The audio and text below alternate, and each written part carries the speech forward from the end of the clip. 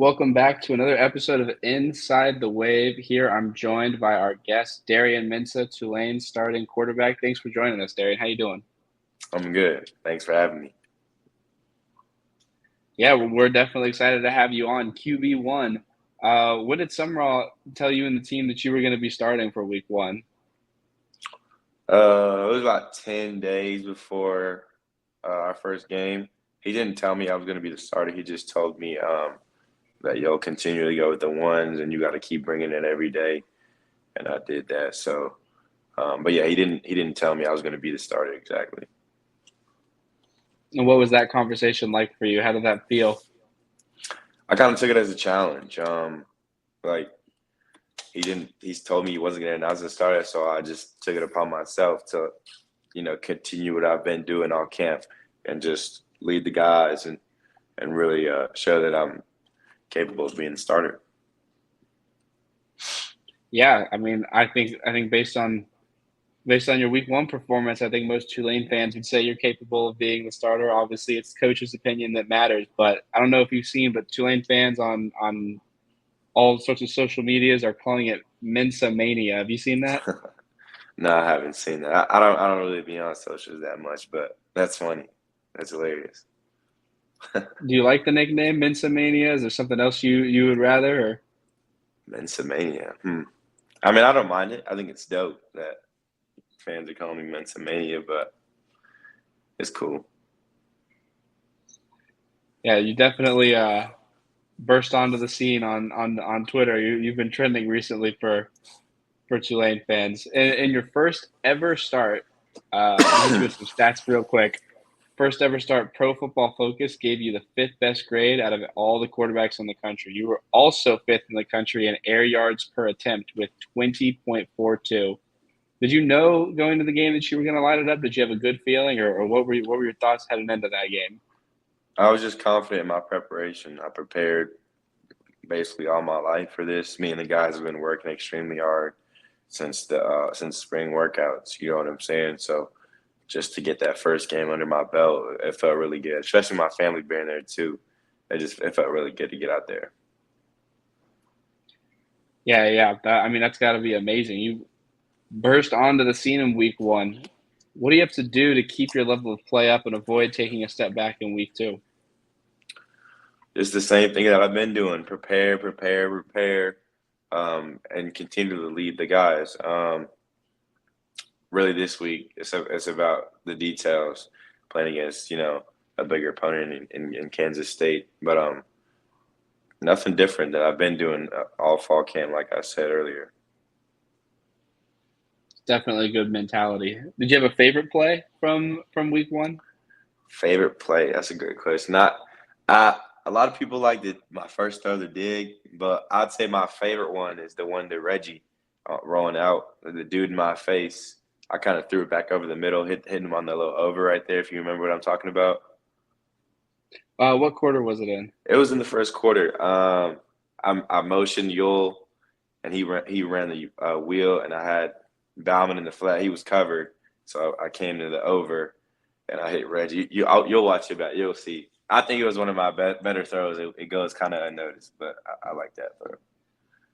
I'll have to go check it out. I think my favorite was probably the one that set up Makai's touchdown on third down, where you rolled out and on a broken play hit Bauman. If you know the one I'm talking about. Yeah, I know exactly what you're talking about. Yeah, down there, down the student section end. Yeah, good play for Right. Yeah, sure. that was It's my nice. dog, AB. Had to show him some love. All right. So actually, we have a couple of clips here. First clip is your that we're going to play here is your first touchdown in college football. We're going to play that and then afterwards kind of take us through it. Mensah against pressure, lofts it, end zone for Brown, and he's got it. Touchdown Tulane. One more time. I think it didn't load all the way there. Mensah against pressure, lofts it, end zone for Brown, and he's got it. Touchdown Tulane. So there it is. That a historic play. That's always going to be your first touchdown. Take us through that play. Man, So there's two sides of that play. You got a man side, zone side. They brought Saw, Sam, and Will blitz. So I knew I was working Yoki the whole way. I should have done. I kind of underthrew it, to be honest. But I don't have to do much with my receivers. They make me look great every play. So amazing catch by Yule. Super excited first touchdown. Yeah, it was definitely a great Hell of catch. a We're going to catch. talk more Hell of a about your catch. receivers. Yeah. He's a playmaker. Mm-hmm. He's a playmaker. We're going to talk more about your receivers here in a bit. It's definitely one of the deepest groups in the country. I got one more play for you. You'll recognize it, I'm sure, once I click on it. So here we go. Motion man is Williams. Mensah off play action. He's going deep. Williams has a step, and he's got it, and he cuts it back. Williams inside the 30, still racing at the 20, and he's tucked down inside the 15. That was your biggest play of the day, yardage-wise. Talk us through that one. Yeah, going into this week, we knew that play. They couldn't stop that play. So Coach Craddock kind of tucked it in his back pocket until later in the game. But, yeah, I think the O-line did a great job protecting. We had a blitz come off the edge right there, and I think Rio should have scored right there. Me and Coach Hummer were joking with him about it. He should have scored. But, yeah, good thing we punched it in the play after that. So. Yeah, I think watching that playback, I think every single guy was open. So, I mean, what more can you ask for? I told you they couldn't stop it. No. So when you're going through film for a team, what is it that tells you a play that gives you confidence in a play like that? How do you see going into a game, oh, this play is going to work? Just watching a lot of film, a lot of hours of film, and knowing what the defense is going to do. For that play, it was the motion. We had a movement and a motion, and we knew they were going to check to a certain coverage right there. So we knew we had what we wanted from the defense, and it was just about putting the ball on the money. It's great stuff. Talk about your receivers a little bit and what it's been like working with such a talented group. Yeah, man, I'm blessed to have the receivers I do. Like I said, he saved me right there. Like he made an amazing play. And then Rio's IQ is just off the charts. Somebody asked me the other day, and I told him he's just always in the right spot at the right time. And then Dante, this week he's gonna have a big week this week. I'm telling you, he had a huge fall camp for us, but this is when he's gonna wake the country up this week. Yeah, I'm excited. He had one of the best fall camps out of anyone on the team. So excited to see that translate onto the field a little bit. Not just those three though, too. All my receivers are good. Bo's a great block. I could go on and on, to be honest. This would take forever, but all my receivers are really good. So I'm just super blessed to have those guys around me. Yeah, you've got true freshmen on the team that were balling in spring camp. So it's like I said, it might be the deepest group in the country. It is. I think it is, to be honest. So we've got the players on offense. What about defense? Who's the guy on defense that's been the most difficult for you, giving you the most headaches during practice? Just the defense as a unit is just really that. I'd say if I had to choose a player, Caleb Branshaw is somebody who we always are okay, he's there on the field. You got to know where he's at all times, just because he's extremely talented and he can do it all from the defensive perspective. But everybody on defense is really good. Ones, twos, everybody who's on our team that's a defensive player can play at a high level. So we can lean on those guys. So that's something I'm super happy about. Yeah, I've got one more play for you to watch. This is a play that someone else actually made. You would have been on the sideline for this play. Huge momentum changer. It turned the game around from what could have been a 14-7 game going into half and made it 21-0. I'm going to play the clip and walk us through what the reaction was like on the sideline for this play. Here we go. Play clock down to 1. Sawyer pumps, lofts towards the end zone, and it's picked off. right into the arms of Rayshawn Pleasant.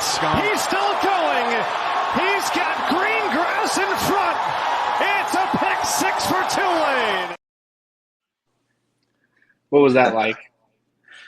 I was like, I think I was at like 40, opposite 40, and I seen him get the pick, and I knew he was going to take it to the crib. But that plays a long time coming for Ray. Like, he works his ass off every day. So to see him do that, like, I was like, yeah, like, I knew he was going to do something like that just because he's one of the hardest workers on the team, and he's a defensive leader. So, like, and really, like, like you said, it was the momentum change. Like, it's a huge difference between 14-0 and 21-0 going into half. So, huge play for us. Yeah, really, really blew the doors open on that play. No doubt. So you've gone through a camp with the old coaching staff, and now you've gone through a camp under Coach Sumrall. What's the biggest difference been between the two? I'd say the biggest difference is just Coach Sumrall really, like, wants the players' opinions. Like, Coach Fritz too. Like, I respect Coach Fritz. I really like Coach Fritz. He recruited me, but Coach Sumrall, like, he really cares about the players, and that shows, like, with everything that he does. Like, and we have, like, leadership council. So, like, anytime players need something, like, we're heard. So it's great to have somebody like Coach Sumrall as your head coach going into camp. Like, it's hot, so he understands what we're going through daily. So I would say that's the biggest difference is you can – it doesn't matter who you are, too. You're heard on the team. Yeah, it's got to be a great feeling as a player, and I'm sure it helps the trust between coach and player. Last thing before we get going here, Tulane takes on Kansas State this Saturday at 11 a.m. Central in Yeoman. Tickets are selling out pretty quickly, but what do you have to say to Tulane fans about why they need to make sure they're there? It's going to be a show. They're good, we're good, and it's going to be a show. That's all I got to say.